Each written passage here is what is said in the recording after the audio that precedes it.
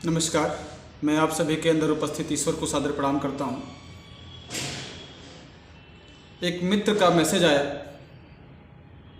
पेशे से शिक्षक हैं। उन्होंने कहा कि सर कुछ जो है शिक्षक के बारे में बताइए, क्योंकि शिक्षक इतनी मेहनत करता है, इतना बच्चों को पढ़ाता है, तब भी बच्चे के अंदर विकास नहीं हो रहा है। बच्चे इनडिसिप्लिन हो रहे हैं, अनुशासन में रहना ही नहीं चाहते हैं। आखिर क्या किया जाए, कैसे हम शिक्षा को शिक्षक से जोड़ें और वो बच्चों तक पहुंचाया जाए, इसके बारे में मैं अपनी बात कहता हूं, अपने विचार रखता हूं। आज के लगभग 2 से 2,500 साल पहले एक पिता अपने बेटे को हूबहू अपना हुनर, अपना व्यवसाय पूरा का पूरा सिखा देता था। जैसे अगर कोई पिता पेशे से बढ़ई का काम करता है तो अपने बेटे को बढ़ई का पूरा काम सिखा देता था। कोई अगर दुकानदारी करता है तो पूरा का पूरा अपने बेटे को दुकानदारी सिखा देता था। इस तरह पीढ़ी दर पीढ़ी व्यवसाय एक से दूसरे में ट्रांसफर होते रहते थे। लेकिन जैसे जैसे ज्ञान का विकास होने लगा, हर एक क्षेत्र में ज्ञान लेने की बात आने लगी, ज्ञान देने की बात आने लगी, तो एक पिता को एक ही विषय के बारे में, एक ही क्षेत्र में नॉलेज था, इसलिए वो अन्य क्षेत्रों के बारे में नॉलेज लेने के लिए, अपने बच्चे को नॉलेज देने के लिए उसने शिक्षक को रखा। विद्यालय खोले गए, शिक्षक रखे गए। एक शब्द में अगर बात की जाए तो कहीं ना कहीं जो शिक्षक है वो बच्चे के पिता का नौकर है। हूबहू वो सारी चीजें जो पिता चाहता है कि अपने बेटे को दें और नहीं दे पाता है, इसलिए उसने शिक्षक को रखा। शिक्षक एक पीढ़ी के सारे ज्ञान को अगली पीढ़ी में ट्रांसफर करने का एक काम करता है, एक सेतु का काम करता है, एक ब्रिज का काम करता है। क्या सिखाना है, क्या नहीं सिखाना है, ये एक पिता, समाज ये डिसाइड करते हैं कि शिक्षक को इस बच्चे को क्या सिखाना है। शिक्षक की इतनी मजबूरी है कि वो अपने मन से अपना सिलेबस भी चूज नहीं कर सकता है। उसको भी सिलेबस मिलता है कि आपको इस सिलेबस पर, इस बात पर, इस चीज़ों पर आपको बात करनी है, और यही हमारे बच्चे को सिखाना, यही पूरा का पूरा सिखाना। उसमें कोई चेंजेस नहीं होना चाहिए। 30 साल पहले, 40 साल पहले जो हुआ था, आज भी हम वही बच्चे को सिखा रहे हैं। 1911 में रदरफोर्ड ने विज्ञान के क्षेत्र में अपनी थ्योरी दी, आज भी हम वही बच्चे को वही सिखा रहे हैं। 100 साल बाद भी वही चीजें हम हूबहू वही चीजें सिखा रहे हैं। उस एटम से एटम बम बना, हाइड्रोजन बम बना, मिसाइल बना, तरह तरह की मशीनें बनी, लेकिन आज भी हम उसी चीज को ढो रहे हैं, क्योंकि हमको दिया गया आपको ये सिखाना। उस पीढ़ी को पूरा का पूरा ज्ञान है, इस पीढ़ी में हमको ट्रांसफर करना।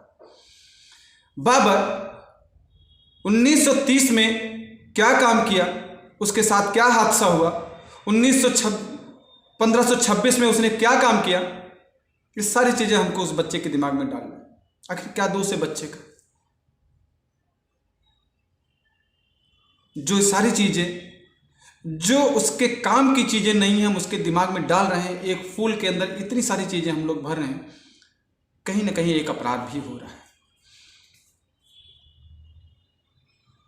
बड़ी मजे की बात है, अभी कुछ दिन पहले एक शिक्षक से मुलाकात हुई, संयोगवश हम वहाँ उपस्थित थे। एक विद्यालय में एक शिक्षक जो है, 60 साल की शिक्षिका, 11th-12th क्लास की एक बिटिया थी, जिसको उन्होंने पनिश किया कि तुम क्लास के बाहर चले जाओ, कुछ ओवर टॉकिंग कर रही होगी, जो भी रहा होगी बात। 2 घंटे बाद उसके पेरेंट्स आकर के उस शिक्षिका से उस बच्चे के सामने माफी मंगवाते हैं। कितनी बड़ी बात है ये क्या समाज में ये मैसेज देना चाहते हैं और क्या हो रहा है समाज में। एक गुरु, एक टीचर अपने बच्चे के सामने जो है माफी मांगने के लिए मजबूर होता है। शायद मुझे लगता है किसी भी शिक्षक की किसी की बच्चे से कोई पर्सनल दुश्मनी नहीं होती। आपने जो उसको जिम्मेदारी सौंपी है वो किसी तरह से उसको निर्वहन करने में, किसी तरह उसको निभाने में कोशिश करता है। और हमारा समाज जब प्रोफेशन की बात करता है, अगर किसी शिक्षक की बात करता है कि अच्छा आप टीचर है, गवर्नमेंट है या प्राइवेट है, वो ये इसलिए नहीं पूछता है कि गवर्नमेंट प्राइवेट है, वो इसलिए पूछता है कि कितनी तवज्जो आपको देनी है। प्राइवेट वाले अच्छा प्राइवेट टीचर है, अच्छा गवर्नमेंट टीचर है। मुझे लगता है आज के दिन में एक प्राइवेट टीचर एक गवर्नमेंट टीचर से ज़्यादा मेहनत करता है। मुझे लगता है सारे सरकारी टीचर के जो बच्चे हैं प्राइवेट स्कूलों में ही पढ़ रहे होंगे, लेकिन जहाँ बात तवज्जो की आती है वहाँ नज़र झुका करके बात करनी पड़ती है। अच्छा प्राइवेट टीचर है। बदलना चाहिए, बदलाव होना चाहिए कि जो जिस तरह की मेहनत करता है उसको उस तरह की तवज्जो मिलना चाहिए।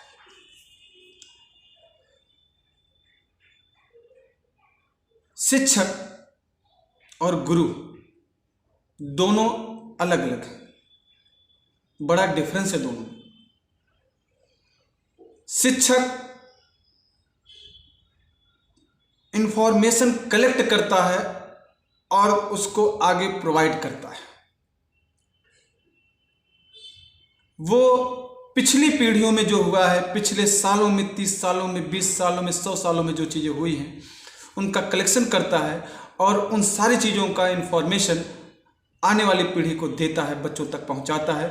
पिछली पीढ़ी और आने वाली पीढ़ी के बीच में वो एक सेतु का काम करता है। टीचर कह लीजिए, अध्यापक कह लीजिए, सब बात से। गुरु, गुरु शब्द और किसी भाषा में आपको नहीं मिलेगा, किसी देश में भी इसका यूज नहीं होता। ये केवल भारतीय शब्द है, भारत में ही केवल पाया जाता है इसे। गुरु जो देता है वो अपना अनुभव देता है। गुरु का कोई सिलेबस नहीं, गुरु के पास जो इंफॉर्मेशन है वो उसका खुद का अनुभव है। अगर आप किसी शिक्षक के पास जाएंगे तो कोई जरूरी नहीं कि जो वो दे रहा है वो अपना, उसके पास उसका अनुभव है, उसके पास इंफॉर्मेशन है और वो आपको ट्रांसलेट करता है, वो आपको पहुंचाता है। किसी शिक्षक के पास से जब आप लौटेंगे तो वेल ट्रेंड होकर के लौटेंगे, बहुत सारा ज्ञान लेकर के लौटेंगे, ज्ञानी बन करके लौटेंगे। लेकिन अगर आप गुरु के पास से लौटेंगे तो आप बदल करके लौटेंगे। जिस रूप में आप गए थे उस रूप में नहीं लौटेंगे, आप अपने को बदल करके लौटेंगे। जो गया था वो कोई और था और जो आ रहा है वो कोई और होगा। जैसे गुरु के रूप में बुद्ध हुए, महावीर जैन हुए, कृष्ण हुए, राम हुए, ये सब गुरु के फूल। टीचर आपको सब जगह मिल जाएंगे, गुरु खोजना मुश्किल काम है, मिलते भी नहीं हैं। शिक्षक हमको अनुशासन सिखाते हैं। अनुशासन की बात की जाए, आजकल जब बड़े बड़े सम्मेलन होते हैं टीचर्स के, शिक्षकों के, अध्यापकों के, तो आपस में वो बड़े बड़े लोग, बड़े बड़े पद वाले जो कि एजुकेशन से जुड़े हुए हैं, तो आपस में चर्चा करते हैं कि आज के बच्चे तो अनुशासनहीन हो गए हैं, आज के बच्चे तो कहना ही नहीं मानते हैं, आज के बच्चे तो बिगड़ते चले जा रहे हैं, आज के बच्चे तो माँ बाप के कहने में नहीं है, पहले के तो बच्चे ऐसे नहीं थे। ऐसा कुछ नहीं। आखिर क्या बदला है इतने सालों में कि अगर हम लोग अनुशासन में लाते लाते बच्चों को यहाँ तक ले आए और अगर बदलाव नहीं हुआ तो इसके मतलब है कि कहीं तो कमी रह गई है, कहीं हम अपने बच्चों को समझने में भूल कर रहे हैं।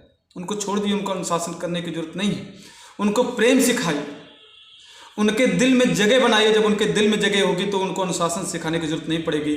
सम्मान मांगा नहीं जाता, सम्मान मिलता है। जब सम्मान उनके दिल में आप बना लेंगे तो ना तो आपको ये कहने की जरूरत है कि आप अनुशासन में रहिए, ना तो आपको ये कहने की जरूरत है कि आप इस तरह का व्यवहार कीजिए। उनको व्यवहार सिखाने की जरूरत नहीं है, बस उनके दिल में अपने लिए जगह बनाने की जरूरत है। किसी भी चीज़ को समझाने के लिए सबसे पहले आप उसको समझिए कि क्या ये हमारी समझ में आ रहा है कि नहीं आ रहा है, जो हम बात समझाना चाहते हैं ये बच्चा समझने के लिए प्रिपेयर है कि नहीं प्रिपेयर है। और तब आप अगर उस बात को समझाएंगे तो बच्चा ज़रूर एक्सेप्ट करेगा, ऐसा नहीं है कि वो एक्सेप्ट नहीं करेगा, लेकिन उसके पहले आपको फिर तैयार करनी होगी। गुरु की बात की जाए, जो बदलाव आता है उनसे मिलने के बाद, गौतम बुद्ध को ज्ञान प्राप्त हो गया 6 साल में, 29 साल की अवस्था में निकले थे, 35 साल की अवस्था में उनको ज्ञान प्राप्त हुआ था। पत्नी यशोधरा को पता चला कि बुद्ध जो है, हमारे पति जो है इस जगह पे हैं। वो अपने बच्चे राहुल को लेकर के वहाँ तक पहुँचे, बुद्ध से खूब लड़ी, खूब अपनी बातों को रोते हुए कही कि आखिर क्या दोष था हमारा और क्या दोष था इस बच्चे का जो आपने इनको छोड़ करके और हमको छोड़ करके जो है यहाँ चले आए। इस 6 साल 7 साल के बच्चे के लिए कहाँ से मैं उसका पिता ला करके दूँ? जवाब दीजिए इस बात का, और आपको जवाब देना पड़ेगा, क्योंकि आप हमको छोड़ करके आए हैं, हमारे समाज को, हमारे परिवार को, हमारे बच्चे को छोड़ करके आए हैं। बुद्ध मुस्कुराए और उनके मुंह से केवल 2 लाइनें निकली कि जो तुमको छोड़ करके गया था वो कोई और था, जो इस बच्चे को छोड़ करके गया था वो इसका बाप था, वो कोई और था, जिसके पास आप आई हैं ये कोई और है, ये ना तो तुम्हारा पति है और ना ही इसका बेटा है।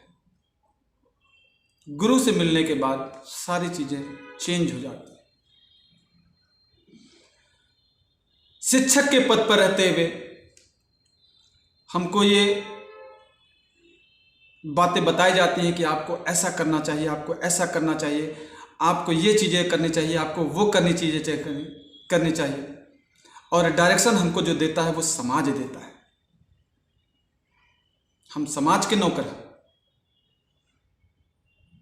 और मंत्र पढ़ा जाता है गुरुर ब्रह्मा गुरुर विष्णु, काहे का ब्रह्मा काहे का विष्णु। अगर 15 साल 18 साल के बच्चे से 60 साल का एक टीचर जो है अगर माफी मांगता है तो काहे का गुरु काहे का ब्रह्मा। कहीं ना कहीं शिक्षक का अपमान तो हो ही रहा है।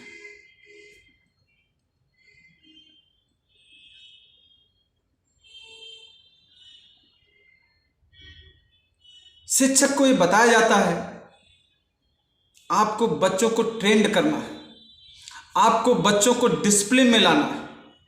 डिसिप्लिन में लाने का मतलब हो गया कि जैसे मिलिट्री में रखा जाता है, जैसे सैनिकों के साथ ट्रीटमेंट किया जाता है कि आपको ये करना है, आपको ये नहीं करना है, आपको गुड मॉर्निंग बोलना है, आपको ऐसे करना है, आपको वैसे करना है।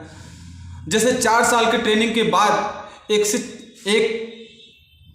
सैनिक के अंदर से विवेक निकल जाता है, उसके अंदर से इंसानियत नहीं रहती है, उसके अंदर से दिल निकाल लिया जाता है,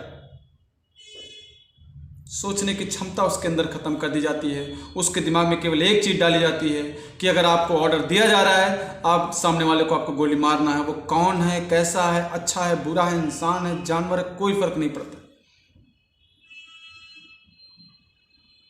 रूस ने अटैक किया यूक्रेन के ऊपर,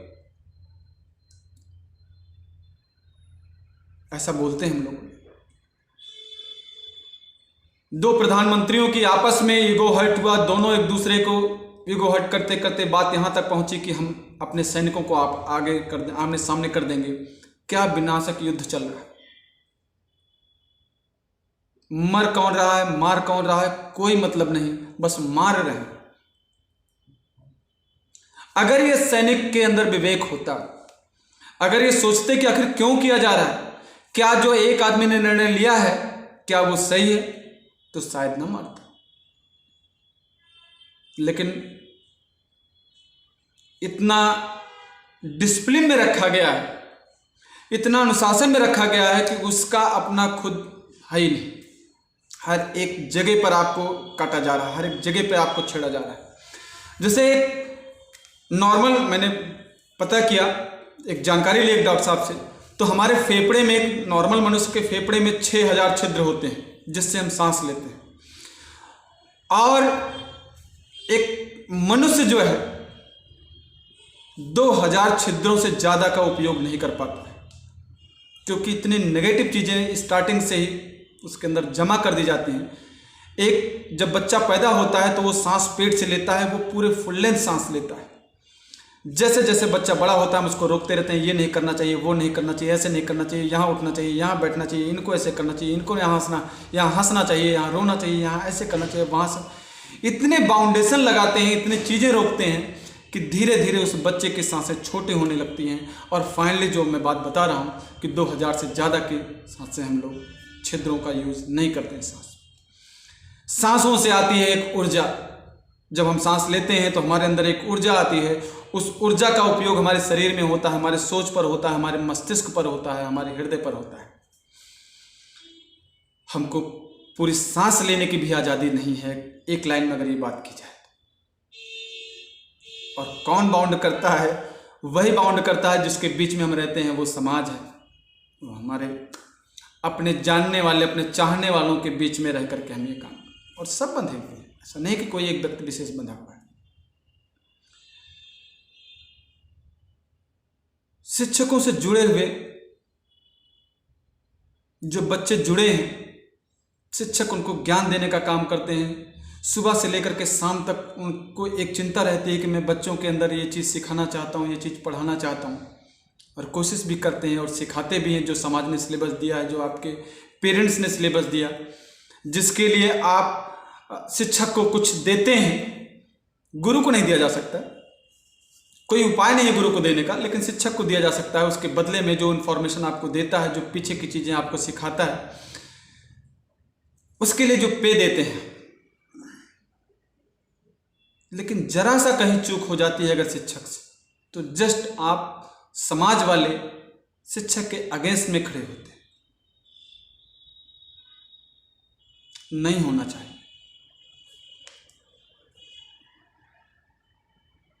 कृष्ण और सुदामा, उनसे अच्छा मित्र कोई नहीं। सुदामा कृष्ण को गुरु भी मानते हैं अपना। एक बार जंगल में दोनों लोग गुरु के आदेश का पालन करते हुए लकड़ी लेने के लिए गए, काटने के लिए गए।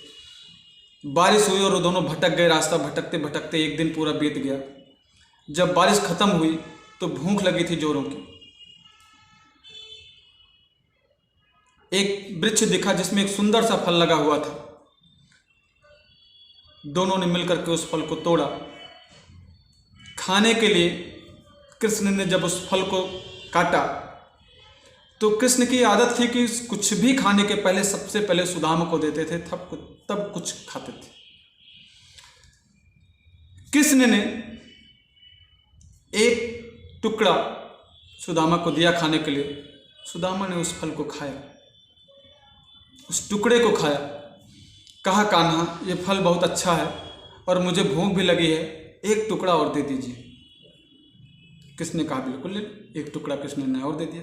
सुदामा ने कहा कि कृष्ण एक टुकड़ा और दे दीजिए, भूख बहुत तेजों की है, मिट नहीं रही। कृष्ण ने एक टुकड़ा और दे दिया। सुदामा ने कहा कृष्ण एक और दे दिए मुझे जो है। कृष्ण को थोड़ा सा बुरा लगने लगा कि बताओ, मैं भी तो भूखा हूँ, मैं भी तो इसी के साथ रहता हूँ और मैं भी कल से कुछ नहीं खाया हूँ। सारा यही मांग लेगा तो मैं क्या खाऊंगा। लेकिन उन्होंने दिया। देते देते अंत में केवल एक टुकड़ा बचा। सुदामा वो भी मांग रहे थे कि कान्हा दे दीजिए, मुझे बहुत भूख लगी है, जिससे मेरी भूख मिट जाए। कृष्ण ने हट करके कि नहीं, ये मैं तुमको नहीं दूंगा, उस टुकड़े को मुंह में डाला। जैसे ही मुंह में डाला वैसे ही उस टुकड़े को थूक दिया। वो फल बड़ा विषैला था, इतना कड़वा फल था, इतना विषैला फल था कि कृष्ण उसको निगल नहीं पाए और थूक दिया। और सुदामा से कहा कि रे सुदामा, तुमने एक बार भी नहीं कहा कि ये फल जो है इतना कड़वा है,